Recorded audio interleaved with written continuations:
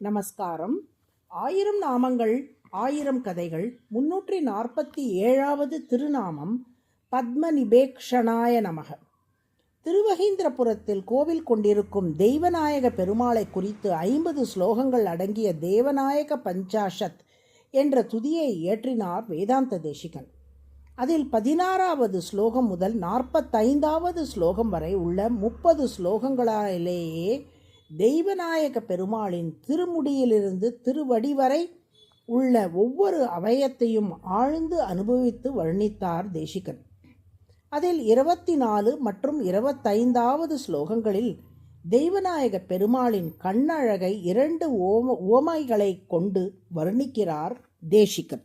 ஆலக்ஷ்ய சத்வம் அதிவேல தயோத்தரங்கம் அபியர்த்தினாம் அபிமத பிரதிபாதனார்கம் ஸ்னிக்தாயதாம் பிரதிபசாலி சுபர்வநாத துக்தாம்புதேர் அனுகரோதி விலோச்சனம் தே என்ற 24வது ஸ்லோகத்தில் பார்க்கடலோடு திருமாலின் கண்களை ஒப்பிடுகிறார் தேசிகன்.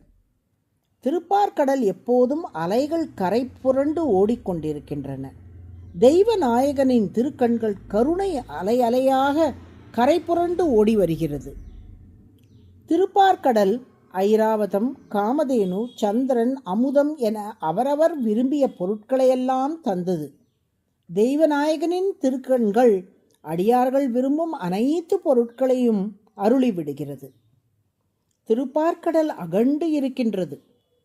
தெய்வநாயகனின் திருக்கண்கள் அடியார்களுக்கு நிறைய அருள் புரிய வேண்டுமென்ற ஆர்வத்தினாலேயே அகண்டு விரிந்து காது வரை நீண்டுள்ளது. திருப்பார்கடல் பார்ப்பதற்கு அழகாக உள்ளது. கடல் பிராணிகளுக்கு, அதாவது சத்துவம், இருப்பிடமாக உள்ளது. தெய்வநாயகனின் திருக்கண்கள் பார்ப்பதற்கு அழகாக உள்ளது. சத்வ குணத்துக்கு இருப்பிடம் ஆகிறது.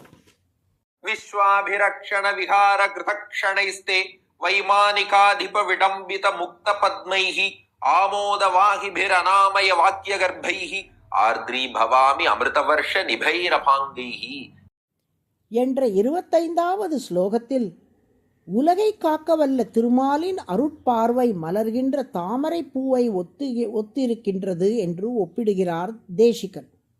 மலரும் தாமரை ஆமோதம், அதாவது நறுமணம் நிறைந்திருக்கிறது. நம்மிடம் பேசுவது போன்ற உணர்வை ஏற்படுத்தும். தெய்வநாயகனின் அருட்பார்வை மகிழ்ச்சி நிறைந்திருக்கின்றது. நம்மை பார்த்து நலமா என்று விசாரித்து நம்முடன் அக்கண்கள் பேசுகின்றன. மலரும் தாமரை தேனை பொழிகிறது.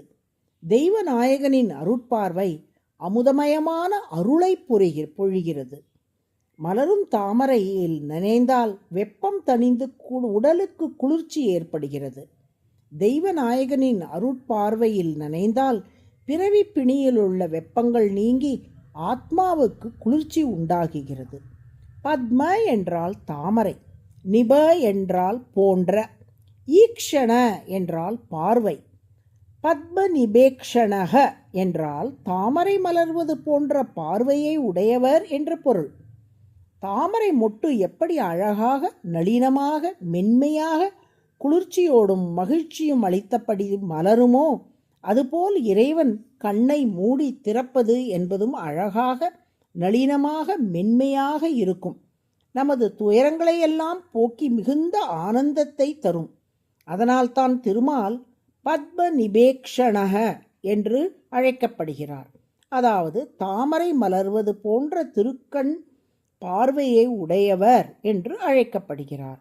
அதுவே சகஸ்ரநாமத்தின் 347வது திருநாமம். பத்ம நிபேக்ஷணாய நமக என தினமும் சொல்லி வரும் அன்பர்களை திருமால் தன் திருக்கண்களால் கட்டாட்சித்து குளிர்விப்பார். நாராயண நாராயண.